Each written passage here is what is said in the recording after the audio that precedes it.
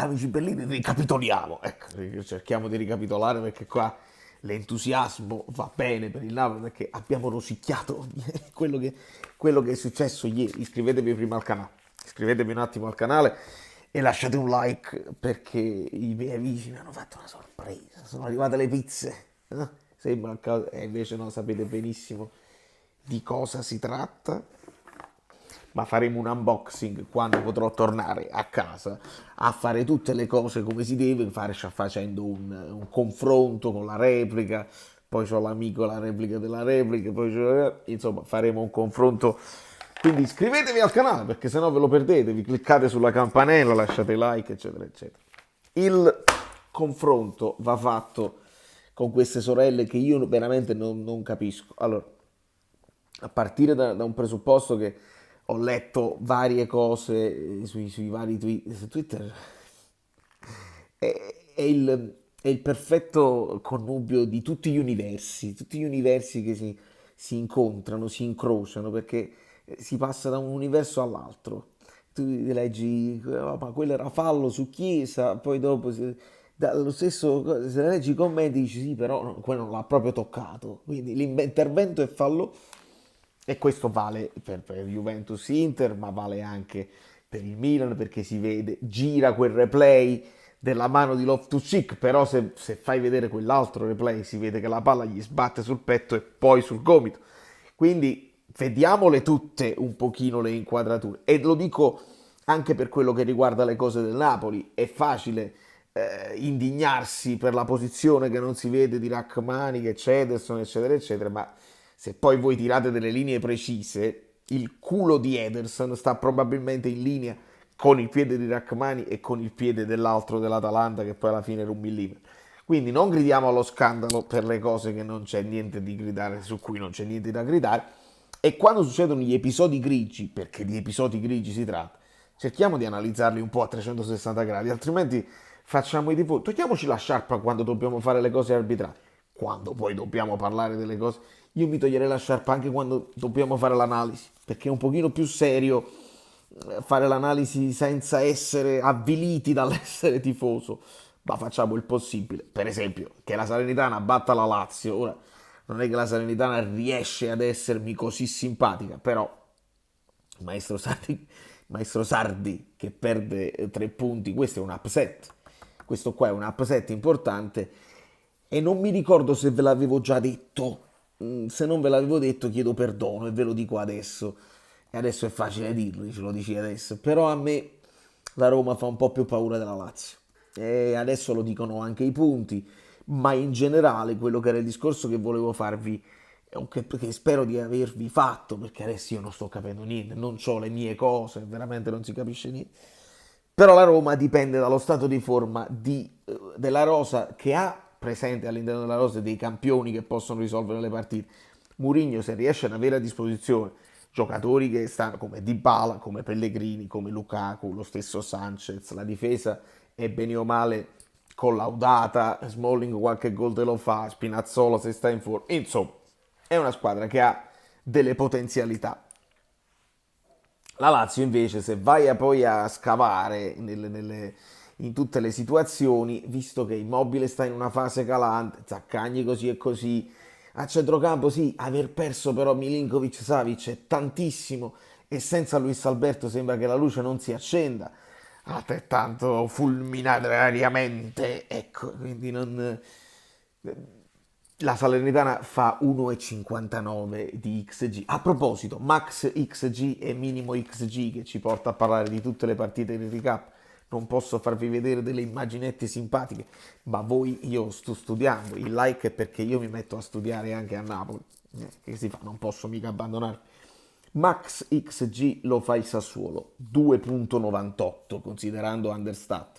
Ricordiamo sempre che gli XG poi se li vai a prendere su SofaScore i numeri sono diversi, se li vai a prendere su altre app i numeri sono diversi. Abbiamo iniziato con understat, quindi per quanto riguarda gli XG utilizziamo questo, quindi max XG del Sassuolo 2,98, minimo XG lo fa la Juve con 0,49, minimo XG, hanno fatto quel tiro in porta e basta. Attenzione, perché quella poi è percentuale realizzati, un tiro, un gol. Ovviamente tra pochi minuti va in scena Verona-Lecce e poi ci sarà Bologna-Torino. Il Verona ha un'opportunità importante di classifica di staccarsi, perché lì sta succedendo così, è la Salernitana che recupera punti importanti sull'Empoli, il Verona potrebbe staccarsi, il Lecce sta un po' più tranquillo, il Bologna ha un'occasione d'oro, Tiago Motta ha un'occasione d'oro di addirittura andarsi a riprendere un pochino italiano con la sua Fiorentina e stanno lì tutti e tre, e tra Italiano, Tiago Motta e Palladino noi siamo abbastanza interessati ai loro destini. Idem Juric col Torino, insomma, partite che potrebbero essere equilibrate, non bellissime. Quindi vediamo se da qui, se da queste due partite usciranno minimo XG ancora inferiore a quello della Juve o superiore a quello del Sassuolo, ne dubito.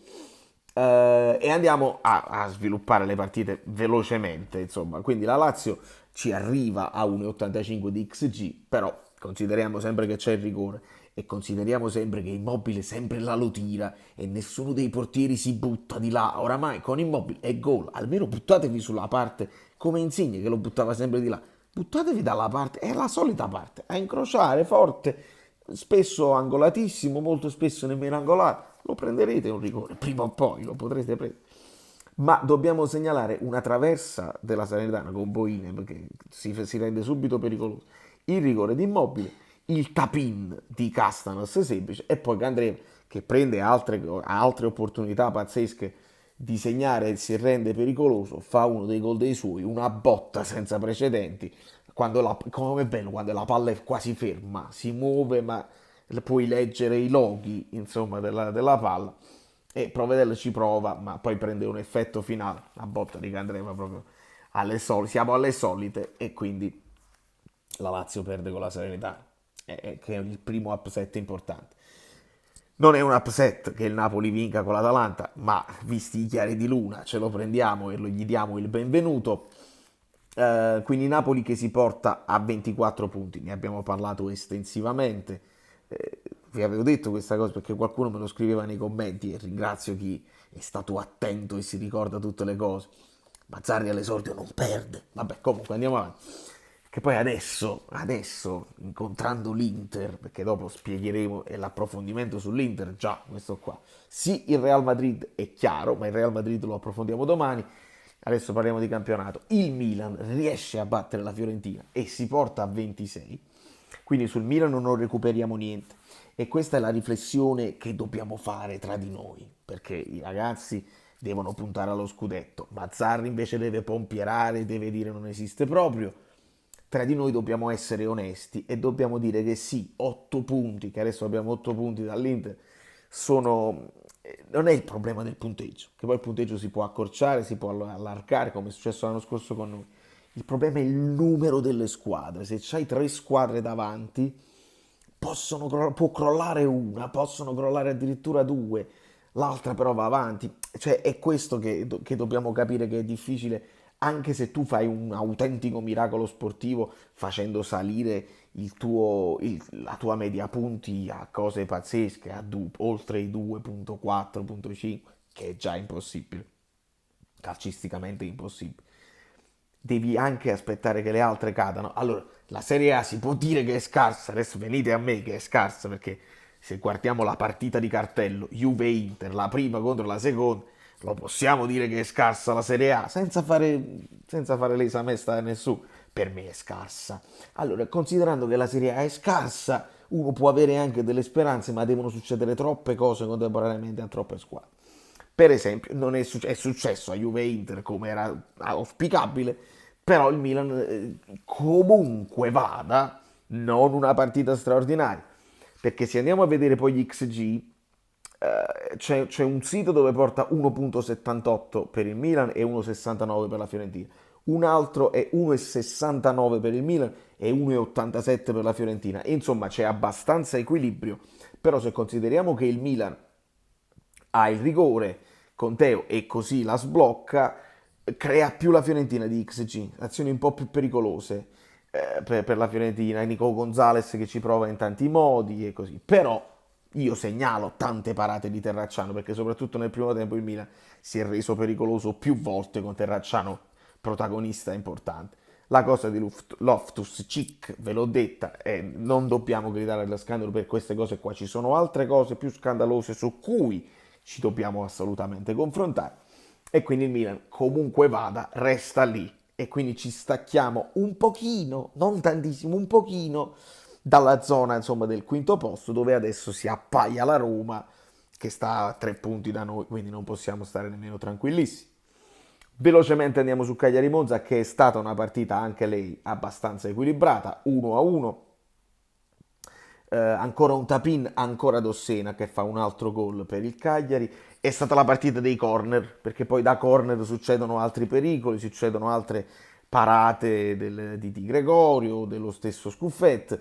Poi però il Monza, dopo aver insomma anche pareggiato su corner con Maric, segnaliamo due traverse del Monza, traversa di Mota e traversa di Ciurria, quindi qualcosina in più forse il Monza meritava, si mangia un gol anche la Padula, quindi un grande equilibrio generale tra Cagliari e Monza. Empoli-Sassuolo invece è stata la fiera delle grandi, possiamo dire, come preferite voi, le grandi prestazioni offensive o delle pellecchie difensive, perché poi può essere vista in tutti e due i modi.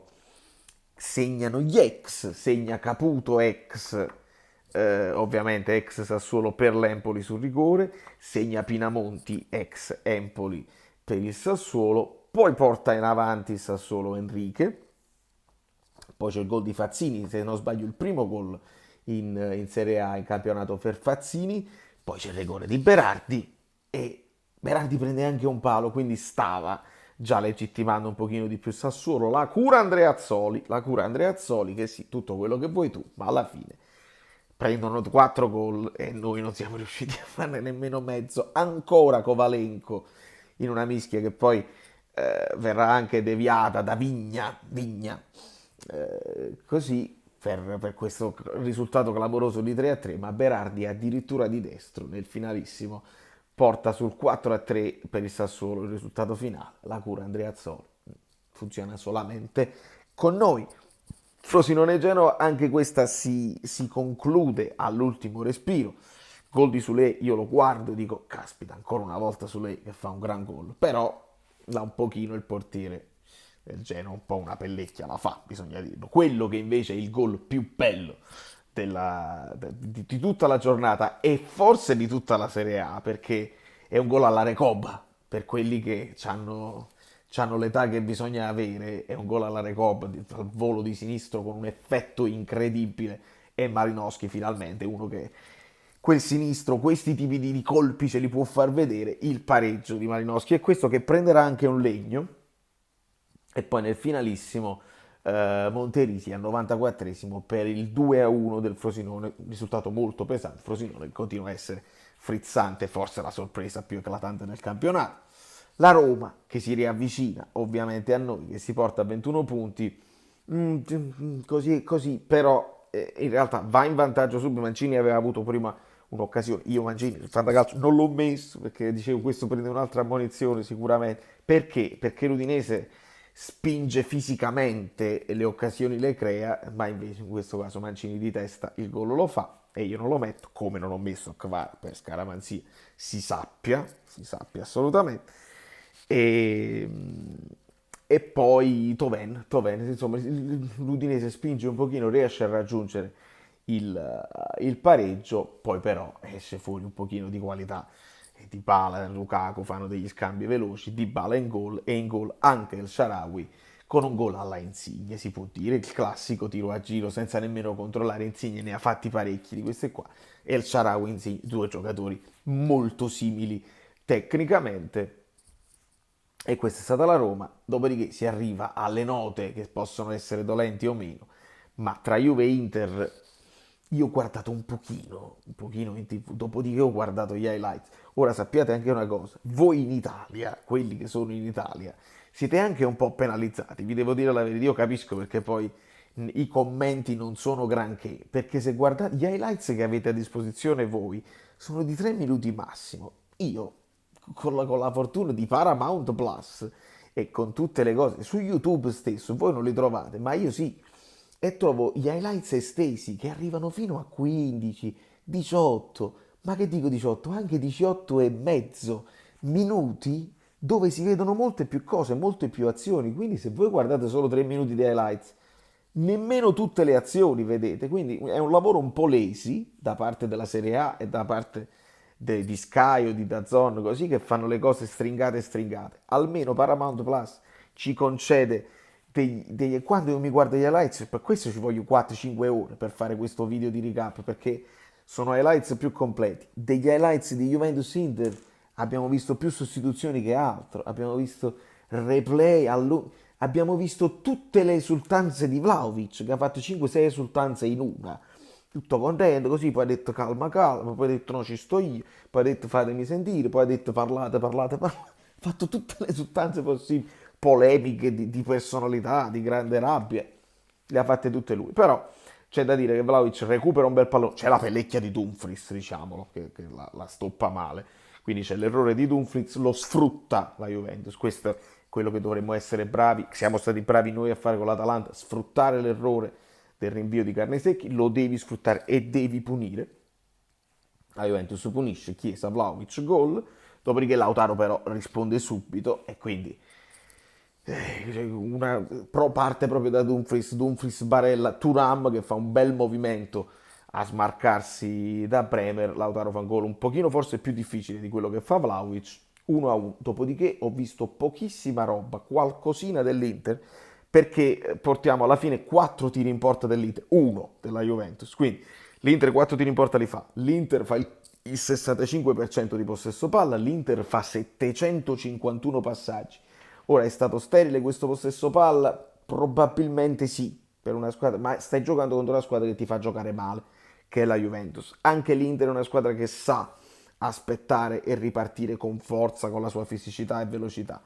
Hanno anche 38 duelli vinti, quindi sarà, se fai la lotta con l'Inter è difficile, ecco perché noi ci dobbiamo mentalizzare.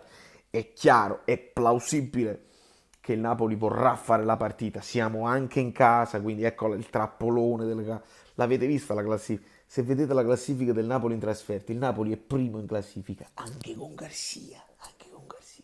Se invece però vedete la classifica delle partite in casa, siamo praticamente retrocessi, quindi qualcosa deve cambiare in casa, anche se per me c'è poco da dire, voglio dire, eravamo in casa quando abbiamo vinto lo scudetto l'anno scorso, ne abbiamo fatte metà partita in casa, quindi è difficile dare anche la colpa ai tifosi che sono una lagna, prega per noi, Don Raffaele, prega per noi. Era una lagna anche l'anno scorso probabilmente, quindi non è colpa dei tifosi, ma probabilmente quando sei in casa le squadre ti aspettano un po' di più e questa è la frase banale che dicono tutti, può essere anche vera. Fatto sta che l'Inter sa sia aspettare sia fare la partita, quindi anche non è che possiamo ridarglielo il pallone e aspettarli noi, non siamo in grado e potrebbero darci delle mazzate senza precedenti.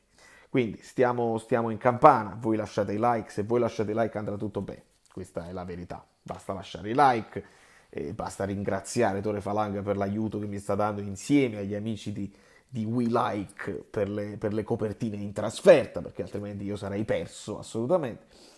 E domani, tra una cosa e l'altra, che c'è un impegno importante che poi verrete a sapere, dovrò sentire questa conferenza, perché ci sarà la conferenza pre-Champions di Mazzarri, grandi emozioni pazzesche. Non è la prima volta, però da New York, no, da New York, da Napoli, proprio da Napoli. Valerio Fluido è tutto, i like finali. Siate che poi vi devo far vedere.